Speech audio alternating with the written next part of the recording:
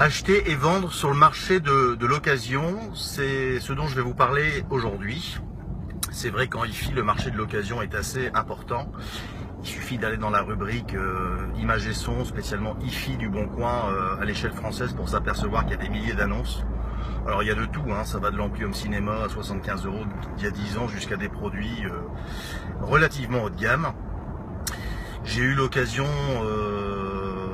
de vendre des dizaines et des dizaines, peut-être des centaines d'appareils d'occasion. Donc je voulais vous apporter un peu mon expérience et quelques conseils, à mon avis, qui pourront vous être utiles si un jour vous décidez on va commencer par la partie vente, si vous voulez vendre du matériel d'occasion. Donc la première question qu'on me pose sur le marché de l'occasion, c'est à combien je peux vendre mon appareil. Parce que c'est vrai que autant sur les voitures, vous avez une cote Argus. Bon, on sait que la voiture, elle cote autant, etc. On a une base sur laquelle on peut se fixer pour mettre un prix. En revanche, sur le marché de la hi-fi, c'est moins évident. Même si on peut quand même constater quelques similarités avec le marché de l'automobile en termes de décote. On s'aperçoit que ça décote environ de 50% sur les 3-4 premières années, etc. Bon, j'ai jamais fait de statistiques vraiment très précises, mais globalement, on n'en est pas très loin. Donc la première chose à savoir, c'est regardez si vous avez par exemple un amplificateur X ou Y à vendre. Vous allez sur le Bon Coin, qui aujourd'hui est le site numéro 1 d'annonces en France, que ce soit pour des maisons, pour des vêtements, pour enfants, pour n'importe quoi. C'est sur le Bon Coin que vous devez passer votre annonce. Ne cherchez pas à mettre ça sur un site d'annonce hi-fi ou quoi que ce soit. C'est rien du tout par rapport au débit de fréquentation que vous avez sur le Bon Coin. Sans exception, tous les produits que j'ai pu vendre au magasin, que ce soit un câble à 50 € jusqu'à une paire d'enceintes à 10 ou 15 000, en occasion, tout a été vendu sur le Bon Coin. Il n'y a aucun problème. Vous avez une visibilité, vous vous assurez une visibilité maximale. Donc ça, c'est un premier point. Le deuxième point, c'est vous allez regarder si vous avez des comparables par rapport aux produits que vous vendez. Admettons que vous vendiez par exemple un amplificateur, je sais pas moi, Sugden A21 SE. Vous tapez Sugden A21 SE, vous regardez en France et vous voyez déjà d'une part s'il y en a. Et d'autre part, à combien ils sont affichés. Ça va vous donner une base de comparaison pour savoir à quel prix vous mettre en termes d'annonce.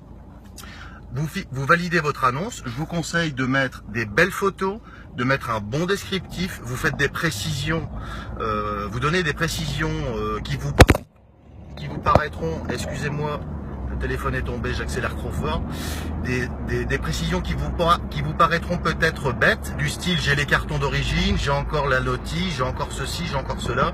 Mettez le plus d'informations possible sur les appareils.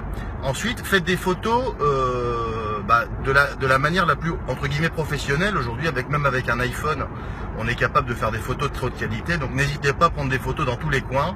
Précisez bien, par honnêteté par rapport à l'acheteur, si vous avez un petit coup, une petite grippe, dites-le, ça évitera les problèmes. Donc ça, c'est un deuxième point. Donc premier point, belle photo, bon descriptif, et vous passez ça sur le Bon Coin. Ensuite, quand vous avez fixé votre prix, si vous vous apercevez que vous n'avez pas, au bout de 3 ou 4 semaines, eu un contact sur votre annonce, c'est que votre prix est trop élevé par rapport au marché. Alors, ça ne nous arrange pas forcément. Moi-même, quand j'ai un produit à vendre depuis 6 mois sur le Bon Coin, qu'il est à 1800 € par exemple, et que j'ai 0 contact pour cet appareil, même si je pense que c'est un bon appareil, c'est que le prix est trop élevé par rapport au marché.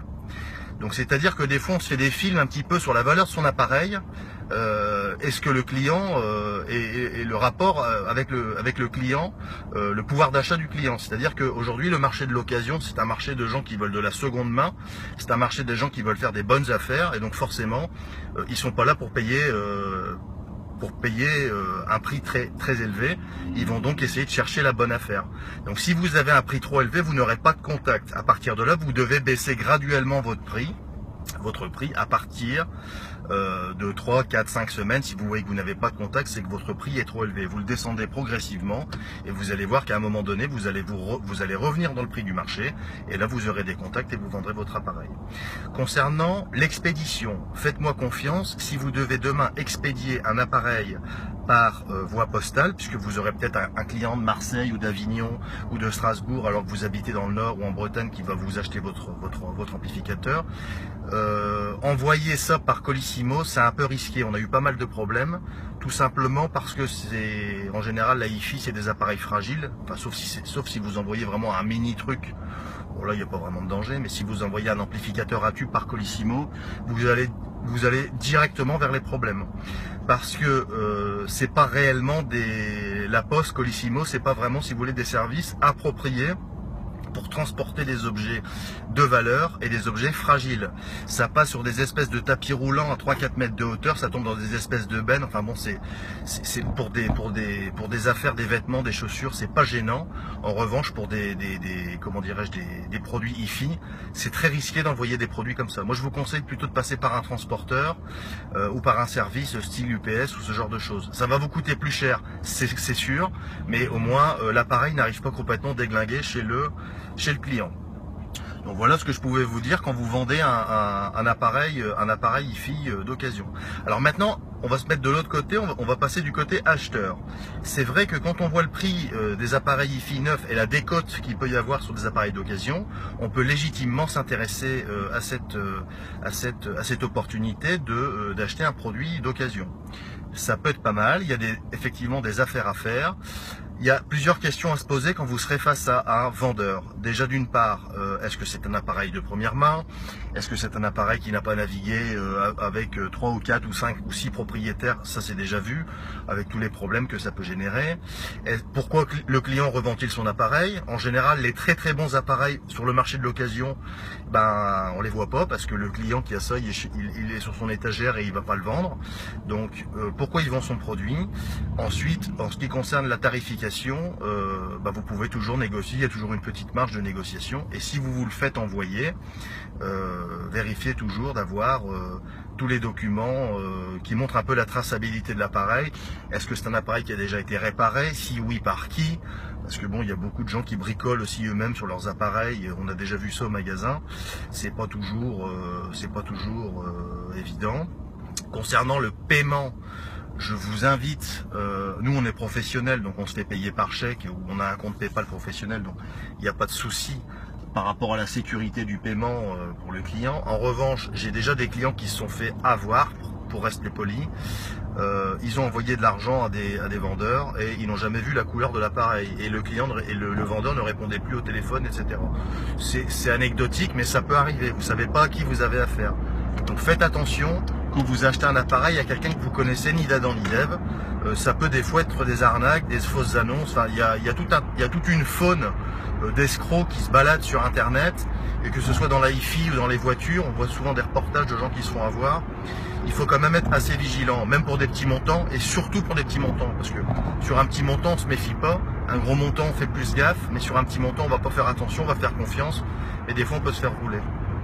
Concernant le paiement, moi je vous conseille un paiement soit par PayPal, parce que vous avez la possibilité de vous retourner contre le vendeur si jamais vous recevez pas la marchandise ou s'il y a quoi que ce soit qui va pas. PayPal vous offre une garantie, donc moi c'est ce que je propose toujours aux clients, pour vous offrir une sécurité totale sur votre achat. Et les paiements par chèque, bon, c'est un peu difficile. Si vous envoyez un chèque et que le vendeur vous envoie pas la marchandise, c'est pas simple. Un virement bancaire, envoyer son RIB à un inconnu, c'est toujours un peu stressant. Vraiment, moi je suis partisan pour la solution PayPal. Sincèrement, vous êtes couvert, il n'y a aucun risque.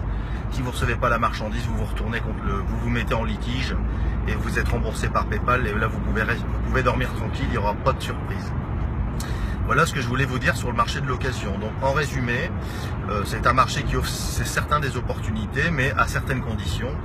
Donc que vous soyez vendeur ou acheteur, respectez ces petits conseils que je viens de vous donner, et je pense que ça vous aidera énormément à faire des bonnes ventes et aussi des bons achats.